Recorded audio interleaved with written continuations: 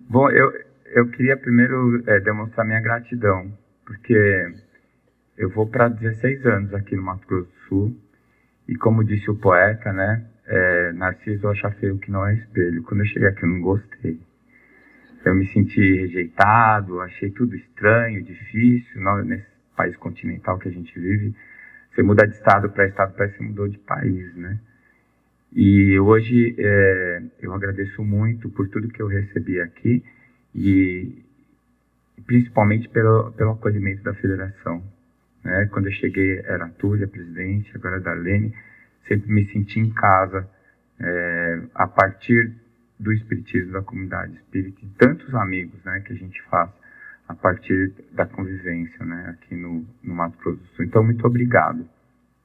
A segunda coisa que eu queria dizer é que, assim, eu sempre falo sobre isso, existem aulas, palestras e reflexões. As palestras e as aulas são coisas que estão estabelecidas e que são certas. E eu vou trazer aqui uma reflexão, eu vou trazer ideias, tá? Porque nem todas as coisas que eu vou colocar aqui são coisas estabelecidas pela ciência, então são propostas, são ideias. E, obviamente, que eu vou puxar a sardinha para a minha área, eu vou puxar mais para a área da saúde, tá bom? É onde eu me sinto mais à vontade. Então, a gente vai falar um pouquinho sobre esses desafios. E antes de começar a falar dos desafios, a gente precisa falar um pouco sobre a modernidade. Quais são as características da modernidade? O que está acontecendo hoje com a nossa sociedade, com o nosso planeta, tá? E a gente não pode falar sobre isso sem citar o Dr. Bauman, né? Zygmunt Bauman é um sociólogo, né, desencarnado, é um sociólogo polonês que fez uma análise da sociedade que a gente vive atualmente, tá? E ele compara a sociedade moderna com a sociedade pós-moderna. Nós estamos vendo a pós-moderna, tá? Então a gente usa a palavra moderno como se fosse a última palavra. Já ficou para trás o moderno. Se você é moderno, você já está antigo. Você é old school, né? Hoje a gente está na pós-modernidade. É como são os nossos jovens, né? Que também a gente implica com eles. A gente fala que eles são cheios de mimimi. Não é verdade? A verdade é que eles que estão certos. A gente aceita um monte de coisa que não era para aceitar. A gente se adaptou. A gente fez o que pôde. E eles são já de uma outra geração que eles não aceitam o que está errado, né? Então, eu vou dar um exemplo rápido aqui na medicina. A gente achava chique, olha, dei 60 horas de plantão. Olha, faz 3 dias que eu não dormi. Falava como se fosse um herói, com um orgulho. Não pode, gente. Você com sono, como é que você vai operar alguém? Você com sono, como é que vai cuidar de alguém? Aí hoje os jovens falam assim, não, já dei 12 horas de plantão, tá bom. Falei, olha só, a geração boca aberta, o mimimi. Ele tá certo. Ele tá certo. Eles não aceitam o errado, né? Então a gente precisa ir se adaptando a isso também. Então nós, da geração moderna, nós somos da chamada, que o Bauman chamou de sociedade sólida, tá? O que era a sociedade sólida? Esforço individual, busca de objetivos e o que o Bauman chamou de utopias.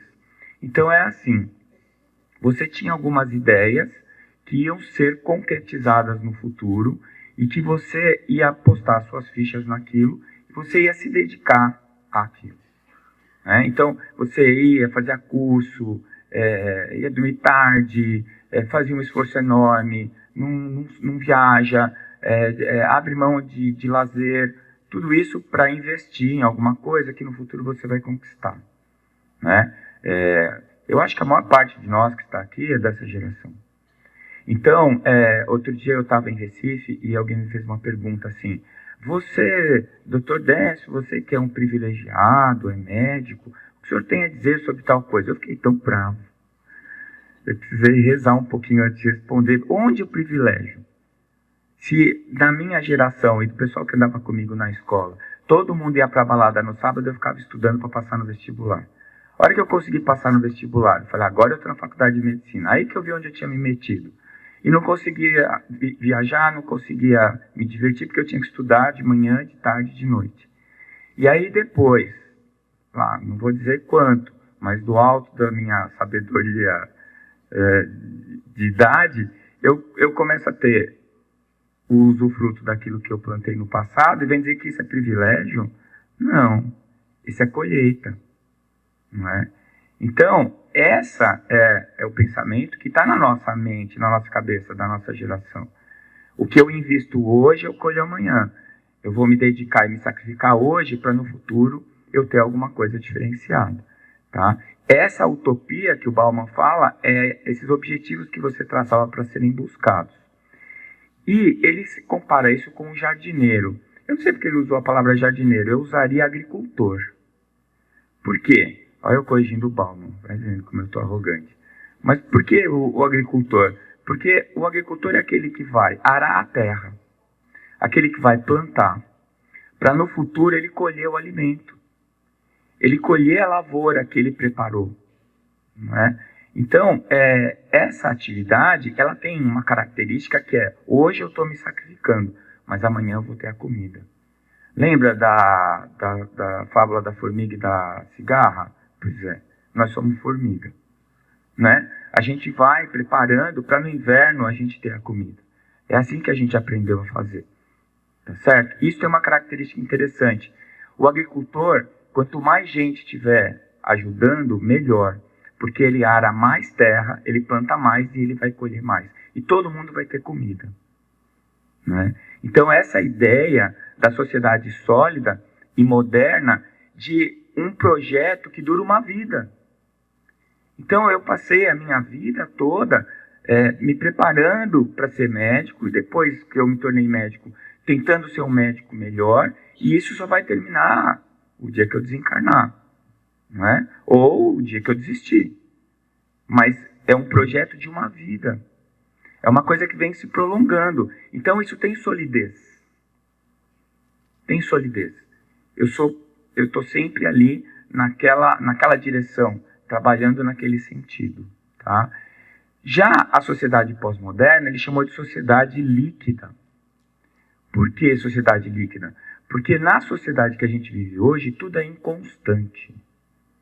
Então eu lembro que o meu pai, ele falava com orgulho que ele se aposentou na mesma empresa que ele começou a trabalhar, né? Meu pai, funcionário público da Polícia Civil de São Paulo, ele trabalhou a vida inteira dele como policial.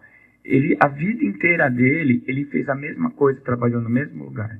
E ele tinha orgulho disso. Quando você ia chamar alguém para trabalhar, você queria ver o currículo, a experiência que aquela pessoa tinha naquela atividade. E se ela estava pulando de galho em galho, falar, esse cara não serve. Ele não para em lugar nenhum, vai parar aqui também. Hoje inverteu. Fala assim, esse cara é um acomodado, tá a vida inteira na mesma empresa. Esse cara não quer aprender nada de novo, não é? Vamos pegar esse aqui que não tem experiência, porque eu não quero ninguém com vícios. Eu quero alguém que vai aprender a dinâmica da minha equipe. Não é isso? Então, essa mudança é uma mudança radical. A gente saiu de um extremo para ir para o outro e nem percebemos isso. Na minha opinião, isso tem muito a ver também com a quantidade de informações que a gente é assolado todos os dias. A Darlene falou isso aqui. Então, isso daí é extremamente ansiogênico. A quantidade de informações que a gente recebe é uma coisa absurda. Antigamente, você ia para a faculdade para quê? Para adquirir conhecimento. Hoje em dia, o conhecimento está no teu bolso. Você não precisa ir para lugar nenhum para adquirir. O que é que você precisa? Saber usar o conhecimento. E na universidade, a gente está aprendendo a ensinar os meninos a pescarem. Não mais dar o peixe, né? E essa foi outra coisa que eu aprendi de uma maneira muito contundente quando eu vim de Santos para cá, né? Eu dava aula na faculdade de medicina, a faculdade tradicional, em que eu chegava lá, dava aula, os meus alunos ficavam sentadinhos ouvindo, aí depois eu fazia uma prova, e eles iam lá e respondiam a prova para saber se eles tinham se dado bem ou não, né? Aí eu cheguei aqui na Unidep, que é um método de ensino completamente diferente, em que a gente propõe um problema e eles têm que resolver o problema. É por isso que eu nunca fiz tutoria. Viu, Lucilé? A Lucilé tá aqui, ela sabe. Porque em 5 segundos eu entrego ouro pro bandido. Eles fazem 2 perguntas, 2 coisas erradas, eu já estou corrigindo, já estou explanando, já estou dando uma palestra. Aí estrago todo o método. Porque eles têm o conhecimento. Eles precisam saber usar o conhecimento. E esse conhecimento inunda as nossas cabeças. O que a gente precisa? Um filtro. A gente precisa de alguma coisa que diga, isso serve, isso não. Isso é para mim, isso não é para mim. Senão você fica louco. Literalmente louco. Essa quantidade de informação que vai alterando conceitos, e hoje a gente está passando por uma crise de autoridade no conhecimento, não é? Eu estava conversando com meu pai outro dia, tinha saído a convocação para a seleção brasileira, não agora, anterior, e o meu pai falou assim, nossa, você viu, convocaram 3 jogadores do Palmeiras para a seleção. Eu falei, pai, acho que foi só o goleiro. Ele falou, não, foram 3. Eu falei, onde você viu isso? No WhatsApp? Eu falei, pai, não sei se você sabe, o WhatsApp não é fonte de informação segura, não é. Ele falou assim, não, mas quem me mandou foi não sei quem. Entende? Então hoje a gente precisa saber aonde é que eu vou beber. Aonde que eu vou colher informações que me sejam úteis e seguras. Por quê? Mesmo em sites de universidades, em sites abalizados, em sites que são sérios, a gente vê as coisas mudando. Elas vão mudando. E coisas que não dá para mudar e a gente fica espantado. Né? Eu falo isso para os meus alunos. Olha, remédio muda? Muda. Vírus muda? Muda. Bactéria muda? Muda. Mas fisiologia, anatomia, demora milhões de anos para mudar. Não vai ser nessa encarnação que a anatomia vai mudar, ou a histologia vai mudar, ou a anatomia vai mudar. Então, se alguém falar isso para você, tem uma novidade, agora não é mais assim, é assado. É de fisiologia, de anatomia. É mentira. É mentira. É igual assim, olha, descobriram a cura do câncer. É mentira. Por quê? Câncer não é uma doença. Só no estômago tem 3, 4 tipos. De que câncer você está falando que você curou? Qual doença que você curou? Então chega assim, não, descobri a cura do câncer. É mentira. Não sabe nem do que está falando. A gente precisa aprender isso. E nós, que vemos da sociedade sólida, que não estamos acostumados a ser inundados com tanta informação, ficamos ansiosos e perdidos. Mas os jovens, eles precisam aprender que eles ainda não sabem também. Aprender a colher a informação. E isso faz com que a gente fique numa sociedade fluida, porque ela muda muito rápido, em pouco tempo, muita coisa nova acontecendo, tá? Então, eu não sei o que está escrito ali, não está dando para ler. A cooperação. Diferente do jardineiro ou do agricultor, que quanto mais gente trabalhando no projeto, melhor, agora é a sociedade caçador. Então, o caçador é assim, ele não ara a terra, ele não precisa saber das épocas do ano para plantar, para colher. Ele não precisa de uma equipe para trabalhar. Ele é o caçador. A arma dele está ali. Está com fome. Sai, caça, pega comida, volta para casa e come. Quando é que ele vai sair para caçar de novo? Quando ele estiver com fome de novo. E se acabar a caça do lugar? Ele pega as coisas dele e vai para outro lugar. Então, o outro, em vez de ser da equipe, é um concorrente. É alguém que vai caçar igual a ele e que vai pegar a comida que poderia ser dele. Isso criou um distanciamento, criou uma concorrência que ainda é muito alimentada na nossa sociedade. A gente tem que lutar por uma sociedade cooperativa e não competitiva. A cooperação é que traz o progresso e o bem-estar para todos. A competição é uma luta constante por um status.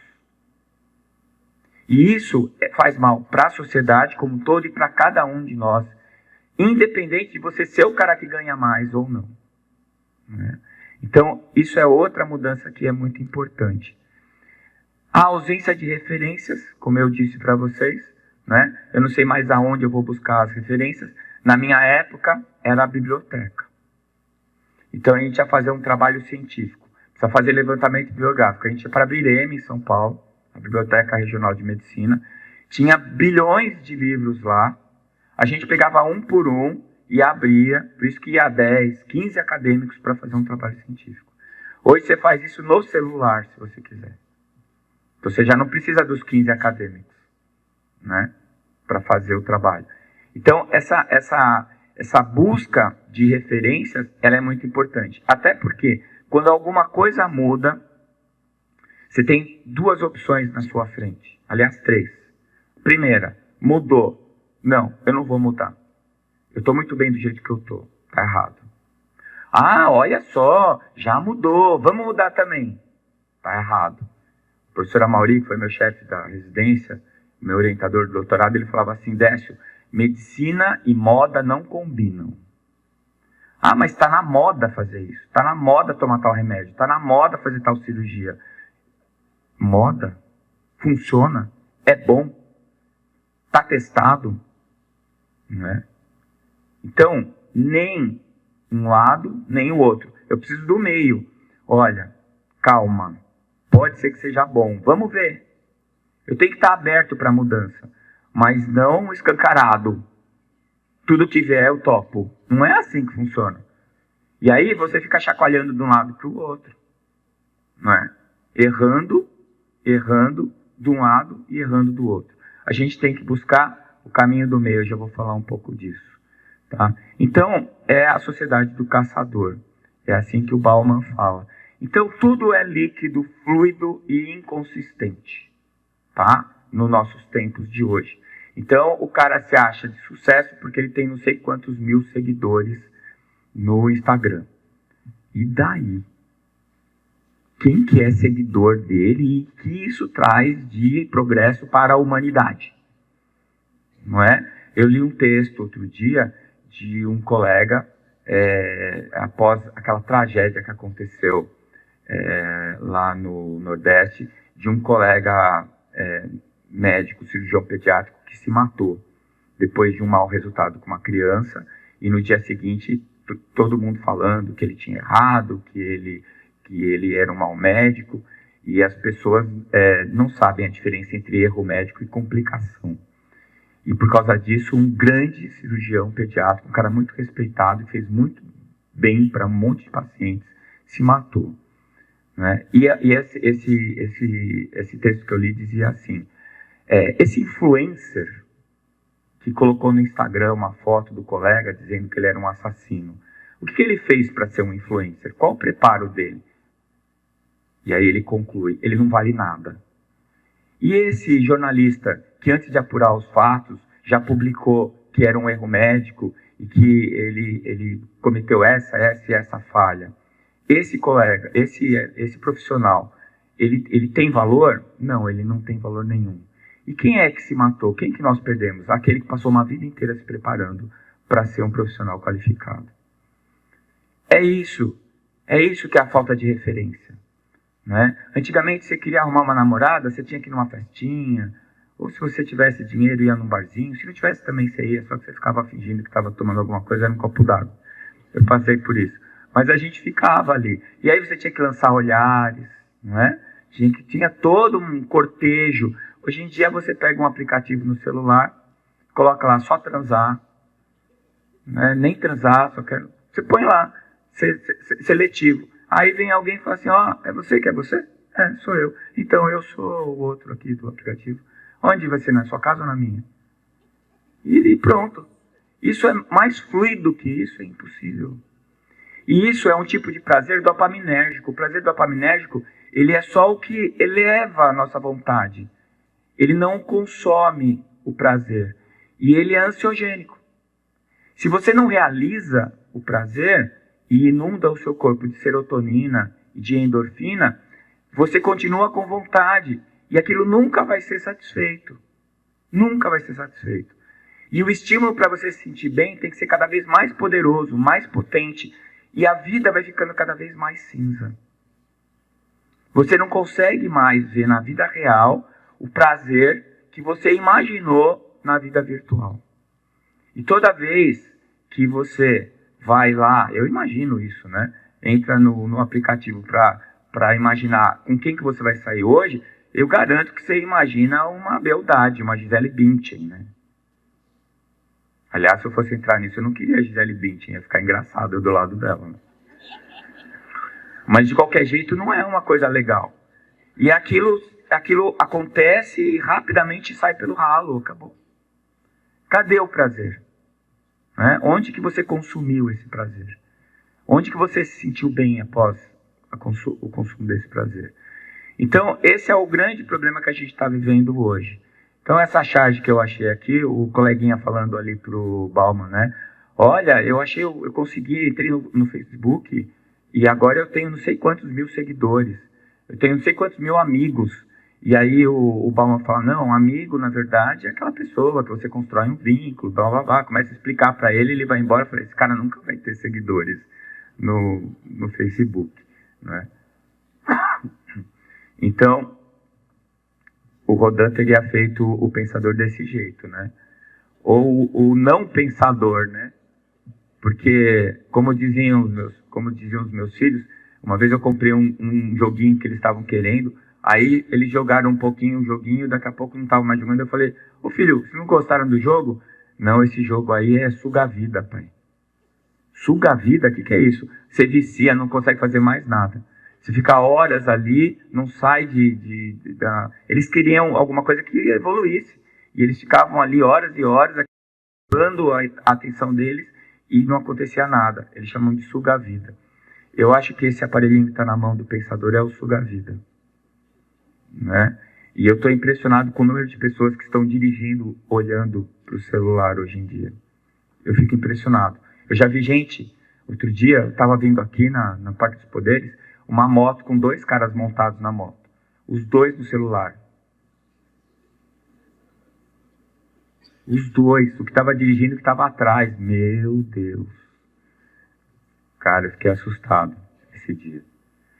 E tem uma coisa que o Luiz Alves César das Neves, um economista português, colocou e que eu acho que tem muito a ver.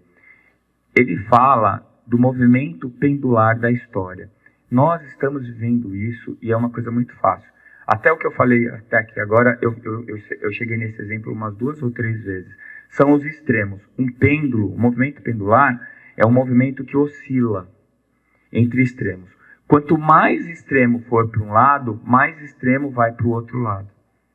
Então, quanto mais você força para ser extremo de um lado, mais cedo ou mais tarde, amigão, você vai estar sendo oprimido pelo outro lado.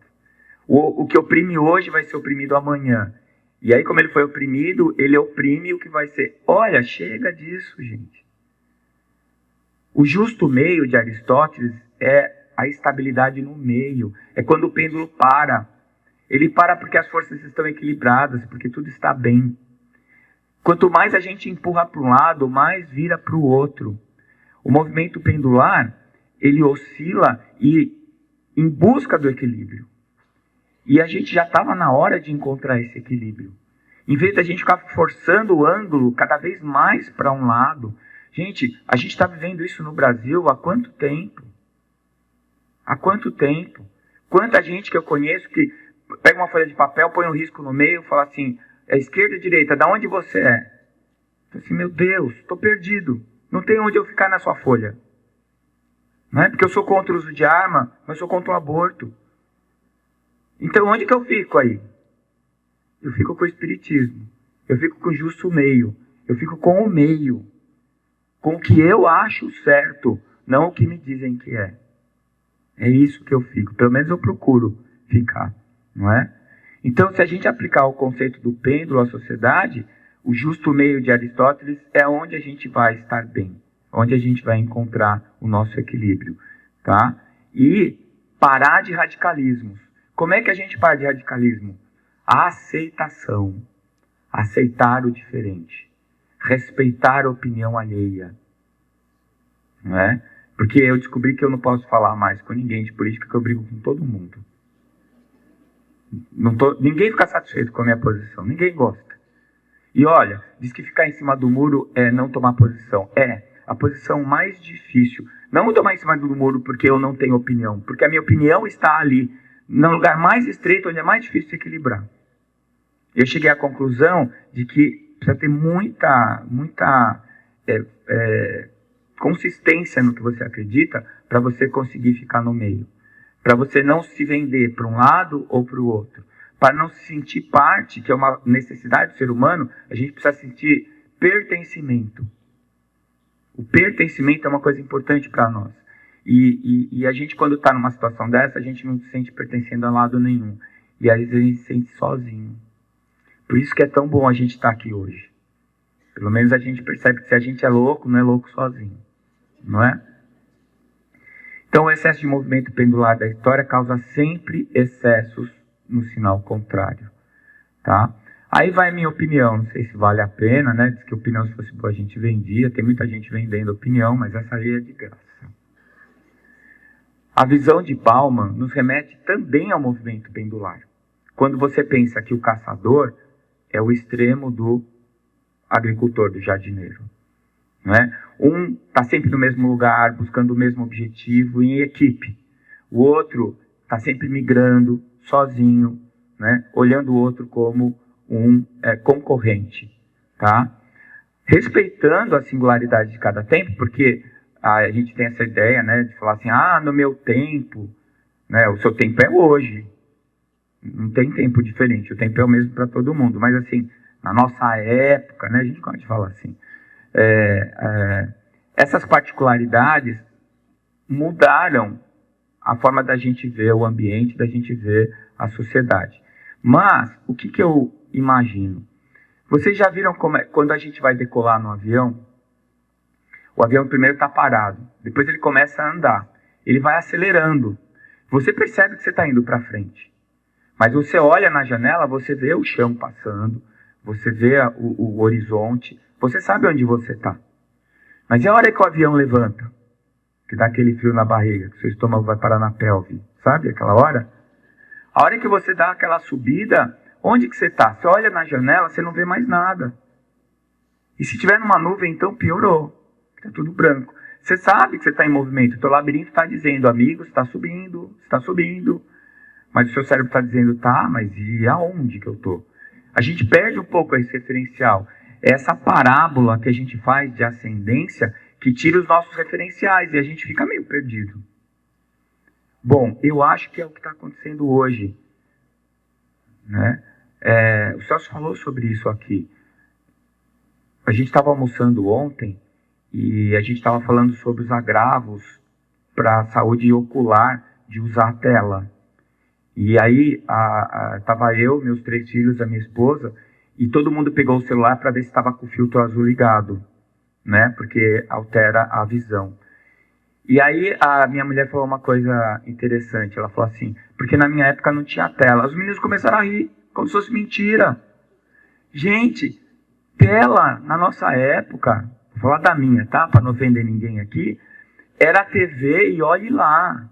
Eu cheguei a pegar a TV de válvula, aquela que demorava, tinha que esquentar para ligar. E quando desligava, ficava um pontinho branco. Televisão da época que 8 horas da noite aparecia um pajé lá na coisa e dizia assim, acabou, gente, só amanhã. Você queria assistir desenho, tinha que correr para chegar em casa, era das 4 às 5, desenho animado, passava pica-pau. Preto e branco. Cara, isso era a tela. Hoje em dia é o Black Mirror, né? O espelho negro, que reflete tudo menos você.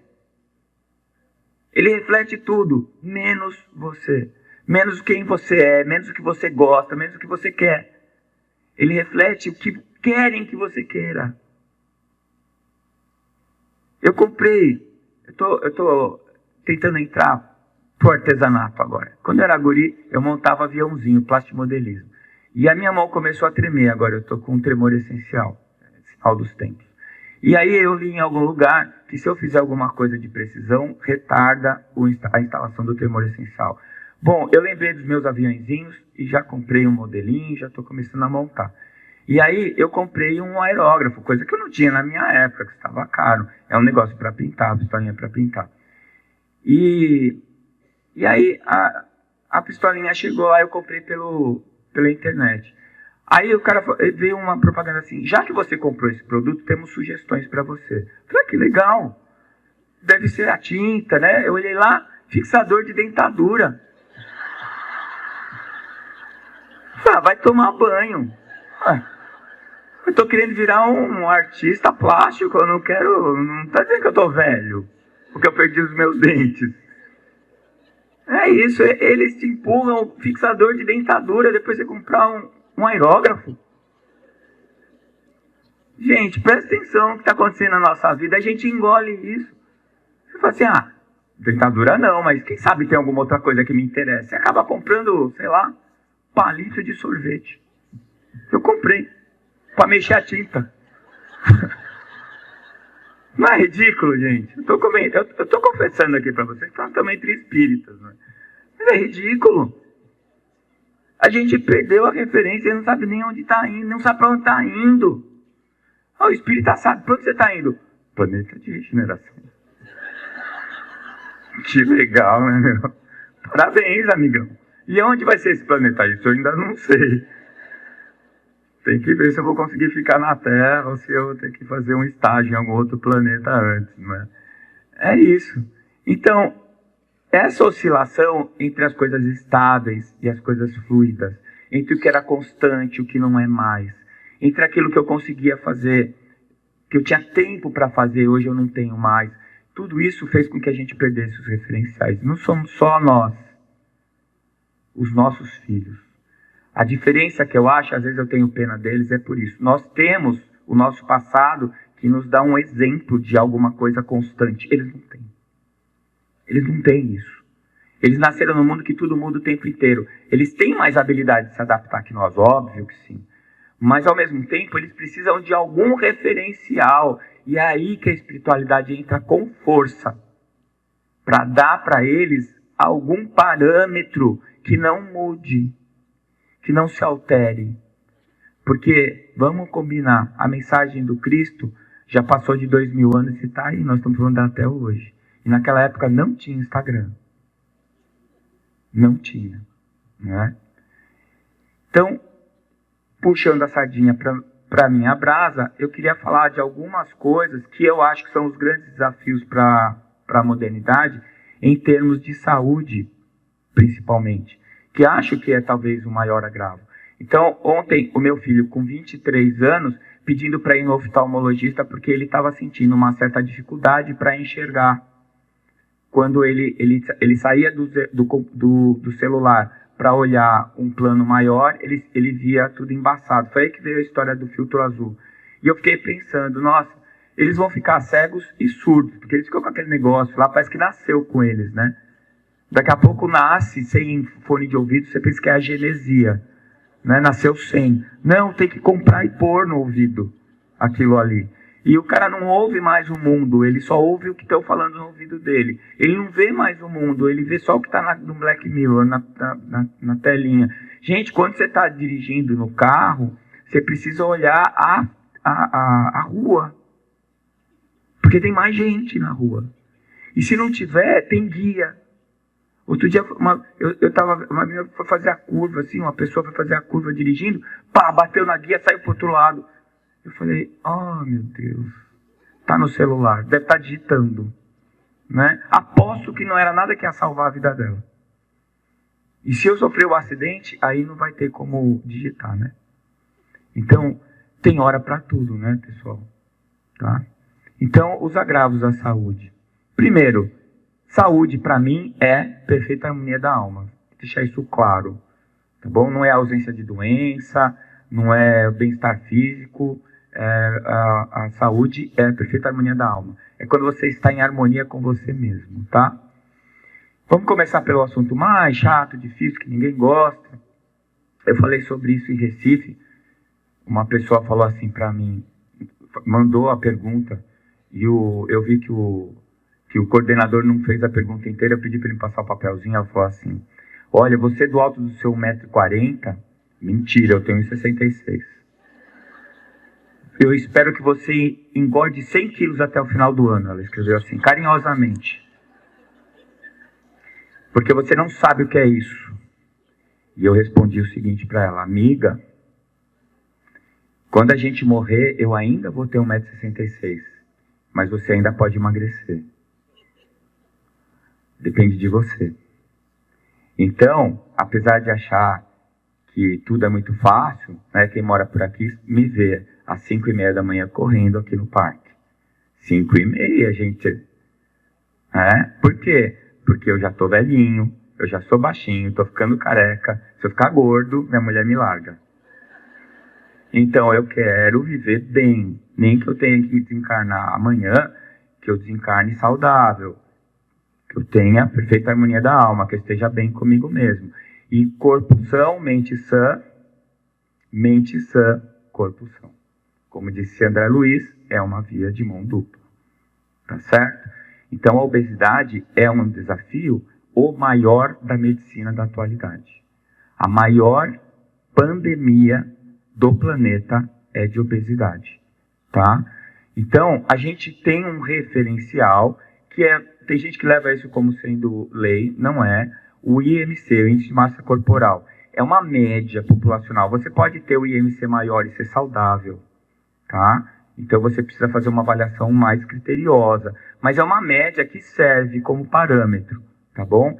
Se você tem um IMC entre 25 e 29,9, você está com sobrepeso. Está cheinho. Se você tiver acima de 30 até 34,9, você já é um obeso, grau 1.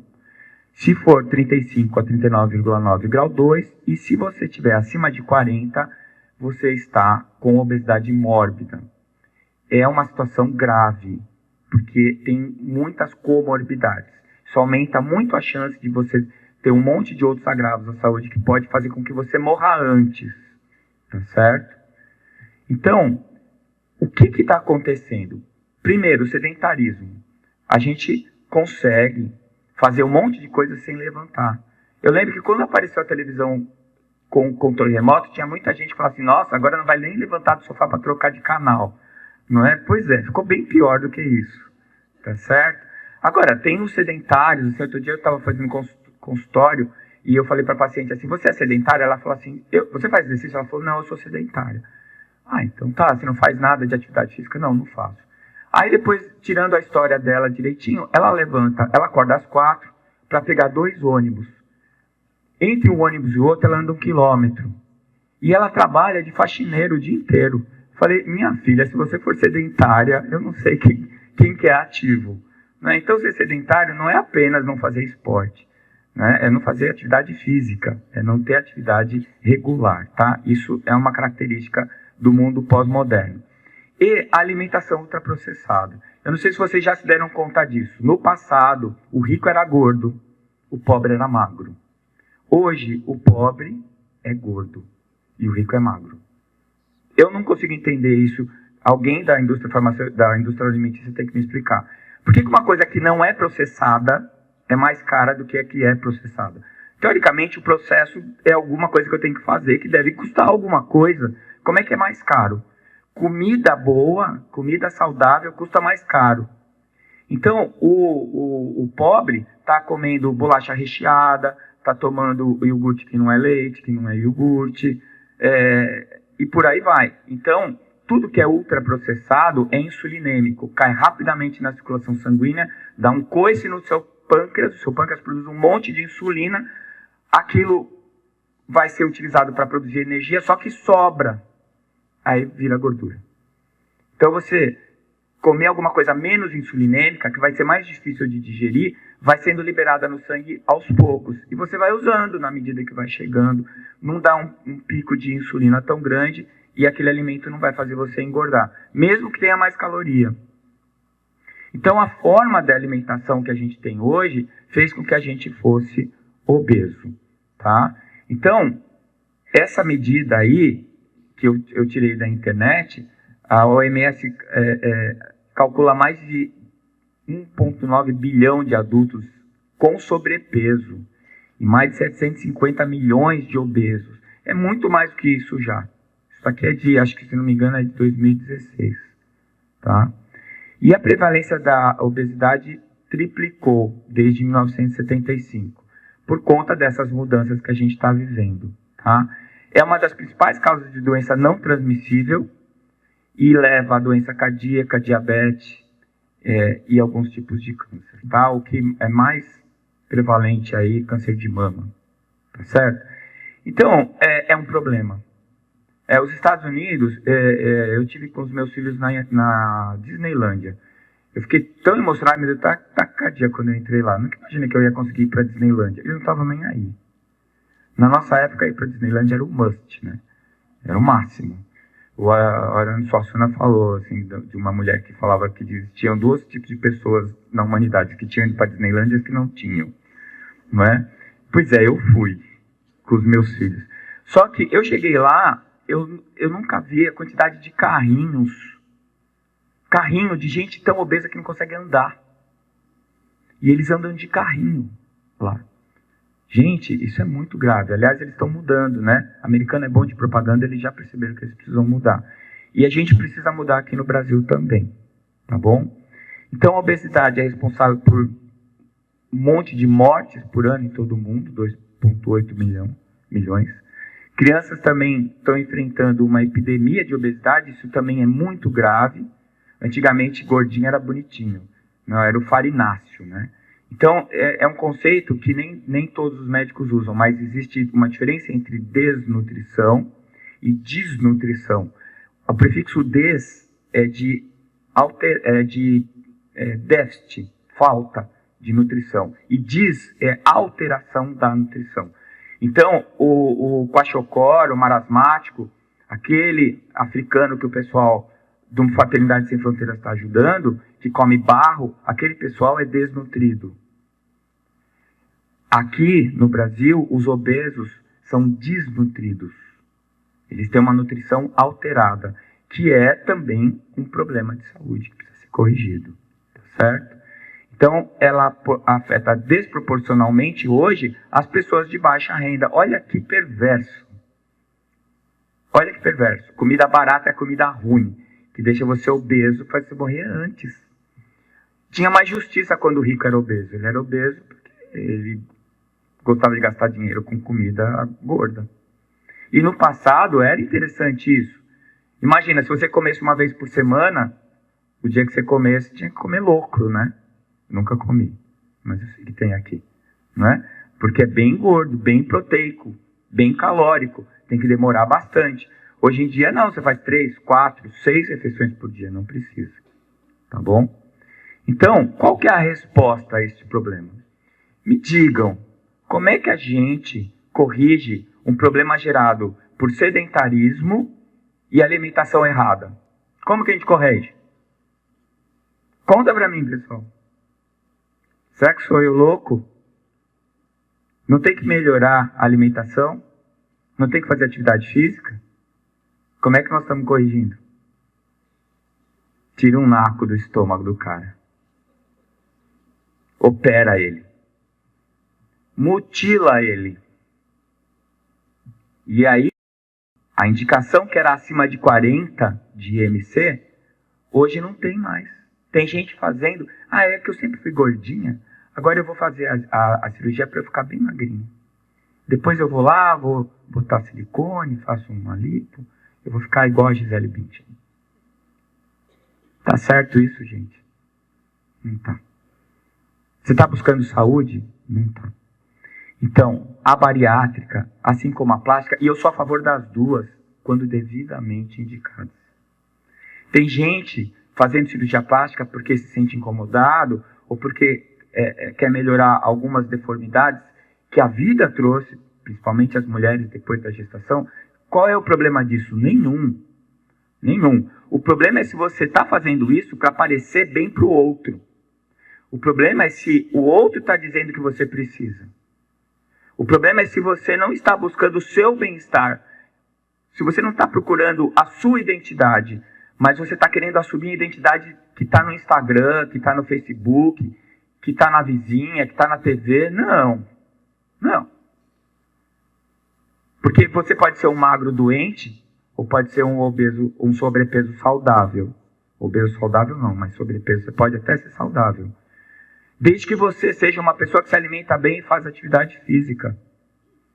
Eu já vi gente comendo para atingir o IMC pro convênio pagar a cirurgia. Gente, isso é criminoso. E eu nem vou falar do resto para ninguém ficar com raiva de mim, que nem a moça lá do Recife. Tá? Porque Não estou falando que é fácil. Estou falando que é possível. Existem implicações emocionais na alimentação. Procura um psicólogo. Tem implicações metabólicas. Procura um endocrinologista. Tem implicações sociais. Muda teu modo de vida.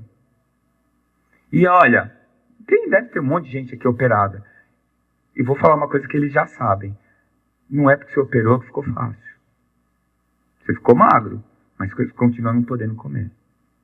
Gente, como é comum aparecer alguém lá. Desde que eu operei, não consigo mais comer. Uma colher de arroz estou vomitando. Amigo, foi por isso que você operou? Eu digo que tem um jeito mais fácil de fazer bariátrica. Dá 3 pontos na sua boca. Deixa só metade aberta. Você vai emagrecer igual. Igualzinho. Não precisa nem abrir a barriga. Vocês estão rindo, é verdade. Você faz na bariátrica o que o cara não fez sozinho. Impede ele de se alimentar. E aí ele fica desnutrido, com baixa de proteína, baixa de vitamina e por aí vai. Toda vez que eu vou falar desse assunto, eu falo que eu vou falar rápido para não me comprometer, mas aí tá. Eu, como cirurgião do aparelho digestivo, sabe quantas bariátricas eu fiz? 0. Nunca acreditei. Eu sempre achei fora da lógica isso daí. Se tem uma coisa que funciona no obeso, é o estômago dele. Aí eu vou lá e destruo o estômago dele. Não é isso daí. Eu acho, pelo menos. Tá? Então, tem que tomar cuidado e pensar o que eu quero para a minha vida. E segundo, o que eu posso fazer para mudar o meu rumo e me tornar uma pessoa saudável. Medicalização, que também é outra coisa. Tudo a gente quer resolver com remédio. Tá? Então é assim. Doutor, eu não quero operar, não. Eu vi a sua palestra, estou convencida. Tá. Então por que você veio aqui? Me dá um remédio para eu perder a fome. Ai, meu Deus. Se fosse minha avó, ia falar, vai trabalhar. Capina um lote. Ela ia falar. Não é? E a dependência tecnológica? Isso está gerando um problema que já está cadastrado no DSM, que é o Dicionário de Especialidades Psiquiátricas, que é a nomofobia. Alguém já ouviu falar? Você pode ser um nomofóbico e nem sabe. A nomofobia é a síndrome definida por medo de ficar sem celular ou sem forma de se comunicar com o mundo. Gente, quando eu quero tirar os meus filhos da toca, sabe o que eu faço? Desligo o Wi-Fi. Eu conto até 3, estão os 3 lá embaixo. O que aconteceu? O que aconteceu? Então eu queria falar com vocês. Pô, pai, foi você que desligou? Fui eu. Puta, eles ficam felizes da vida. Mas olha, é rapidinho, estão os 3 lá descendo. Eles já sabem onde fica o roteador principal, não é? Eles vão lá. Então, se você não consegue ficar sem internet, você é um nomofóbico. É igual aquele cara que bebe cerveja todo dia e um whisky no final de semana e ele fala que ele não é alcoólatra. Aí você fala, fica um mês sem beber. Doutor, aí não é? Então ele já é um dependente, tá? É o medo patológico de que o celular não realiza as operações para as quais está apto. Eu vou falar no final, mas eu sou um celular free, né? E agora eu tô, além da minha dieta de informações que eu faço, que eu não vejo mais, eu só vou atrás de informação que eu acho que é relevante, eu tô fazendo o dia sem celular. Eu deixo ele em casa. É o dia mais feliz da semana. Nossa, como eu sou feliz. E o povo fica doido. Você não tem celular? Não. Você não responde WhatsApp? Não. Eu tento, porque tem trabalho, né? Então eu vou lá, olho, mas assim, se não tem a carinha, se eu não sei quem é, eu falo quando eu puder.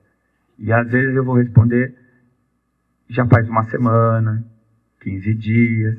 Aí outro dia, um primo meu falou assim, teu delay tá de 1 mês. Falei, que bom, eu respondi para você. Tem gente que nunca recebeu minha resposta. E aí fica todo mundo olhando para este mundo que não é um mundo, que é o celular. Uma realidade que não é real. O Rossandro falou isso uma vez. Quem que você já viu no Facebook ou no Instagram que postou alguma coisa assim, tô na pior, minha vida tá ruim, perdi o emprego, meu namorado me largou. Quem que já viu isso? Alguém colocar uma foto de você mesmo com um cara triste, chorando. Você está sempre bem, né? Está sempre feliz. É claro, propaganda enganosa. Aí o outro vai olhar e acha, pô, todo mundo é feliz, só eu que me ferro nessa vida. Gente, isso não existe, é falso, tá? E pior, isso que está ali na foto, quantas vezes vocês já viram isso? Um grupo de 3, 4 pessoas, todo mundo no celular. Outro dia eu atendi um casal, eles quiseram entrar juntos na consulta. E eu estava conversando, primeiro com um, depois com o outro. Comecei com a esposa, estava falando com ela e ele estava no celular. Aí a hora que eu passei para ele, ela ficou no celular. Por que não ficou lá fora? Ficar na minha cara, me desconfirmando. Eu tô aqui, oi, você não quis entrar, eu sou seu médico. Presta atenção. E o máximo dos máximos, eu estava examinando o abdômen para ver se o fígado do paciente estava aumentado. Tocou o celular e ele atendeu. Eu com a mão na barriga do paciente, ele atendeu o celular. Gente, ficou longe meu espírito espírita ali. Eu parei de atender, fui sentei na mesa. Que foi, doutor? Que foi? Estou te examinando, você atende o celular? Não, desculpa, doutor, vem aqui terminar. Eu não vou terminar mais, não. Fiquei bravo, toquei o cara do consultório. Fiquei ofendido. Não é? Isso daí chama desconfirmação. Você está desconfirmando a identidade do outro. Gente, não pode acontecer isso. Está acontecendo direto. Tá? E aí, aquela história, na época em que o telefone era preso na parede, eu era livre. Soltaram o bicho da parede e ele me escravizou. Aquilo é um instrumento. É para me servir, não é o contrário.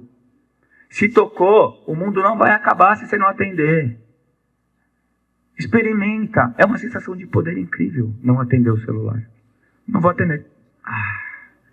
Mas desliga aquela droga. Fica desliga.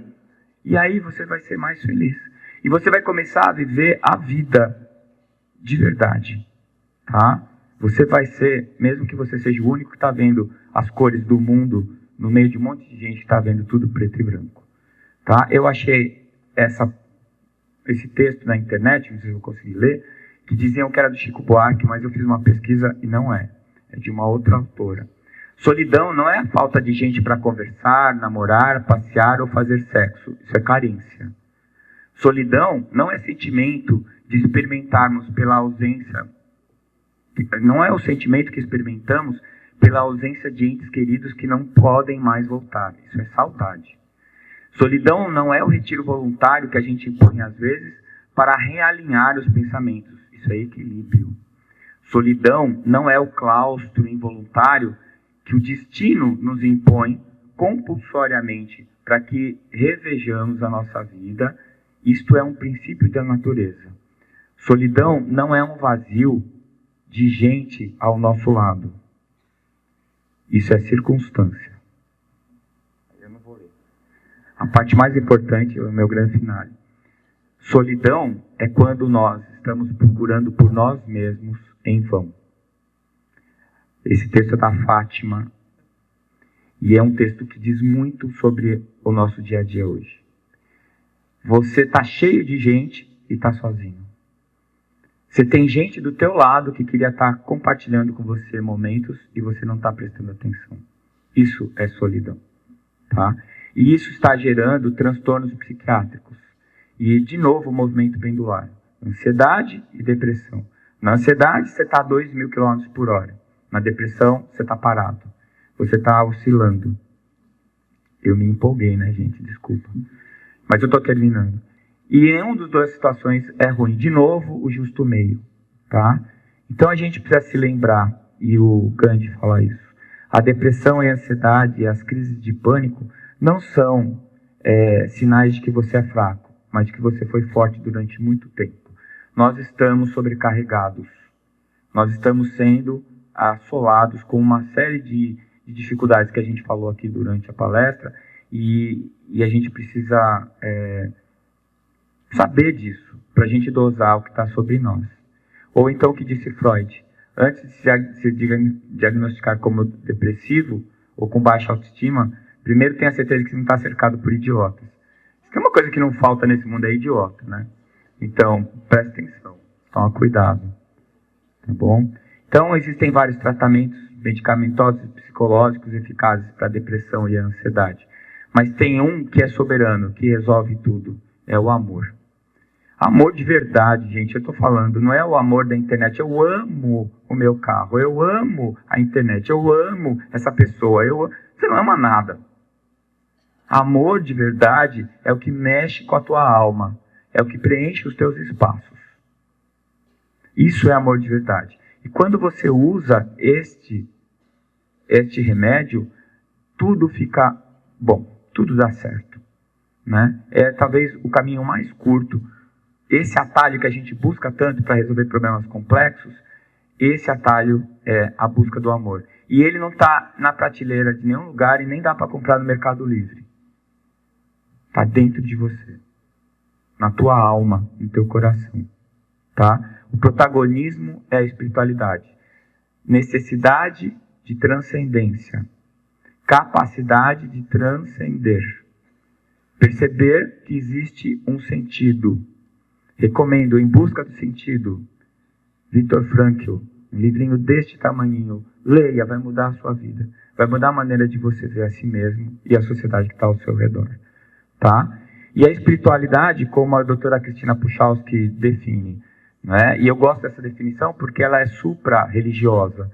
É um aspecto da humanidade que leva o indivíduo a buscar significado e propósito. Tá? A maneira como vivencia a sua conexão ao momento, aos outros, à natureza e ao significante. Tá? Então, busque isso em você. Você é espírita, você está vindo aqui. Você já tem esse canal, tá bom? E a espiritualidade vai ensinar você a olhar para você mesmo, vai ensinar você a olhar para o outro, vai buscar a verdade, per se, e não essa ilusão que estão impondo para você. Estimula o desenvolvimento de objetivos, as utopias que o Bauman recomendou, e oferece esperança e perspectiva, consola, dá força, dá essas duas palavrinhas que a gente precisa tanto para ser saudável, resiliência e coping. Resiliência para aceitar o que não dá para mudar, e coping, força para vencer o que você pode vencer, tá? Então as propostas são dieta de informação, junto com a dieta alimentar, trocar o mundo virtual pelo presencial. Gente, vocês não fazem ideia de como o céu de Campo Grande é bonito de manhã cedo. Você acorda às 5h30, está escuro, 6 horas começa a nascer o sol, é um esplendor. O que eu fazia quando eu precisava de alguma coisa, que eu estava meio deprimido em Santos, eu ia ver o mar. Aqui eu vou ver o céu. Eu não sei, alguma incidência da luz, tem alguma coisa especial aqui. Experimenta. Meditação ou outras formas de autoencontro para buscar o sentido da vida. O desenvolvimento da sua espiritualidade para se reencontrar. E vivenciar experiências e vínculos afetivos. Isso é fundamental. Nem que seja para sofrer, sabe? Nem que seja. Outro dia eu estava com uma aluna na medicina que estava com o olho vermelho, que disse que tomou um fora do namorado e estava sofrendo. Eu falei, olha, como dizia o Peninha, saudade até que é bom, melhor que caminhar vazio. É melhor ter saudade no peito do que não ter nada, não é? Então a vida é assim, é para ser vivida. Isso que vale. E se você já entrou para o espiritismo, está na hora de você deixar o espiritismo entrar em você. Senão não adianta nada. Você vai ser que nem tinha os católicos não praticantes. Outro dia eu ouvi, eu sou espírita, mas eu não sou praticante. Nossa, eu quase infartei. Esse espírita, não sabe nem o que é isso, né? Então, nunca se esqueça do principal. A vida é para ser vivida. Não é no celular. É todo dia, a todo minuto. Na hora que você acorda. Na hora que você conversa com as pessoas. Na hora que está ruim. Na hora que está bom. É para ser vivida. Muito obrigado. Desculpa.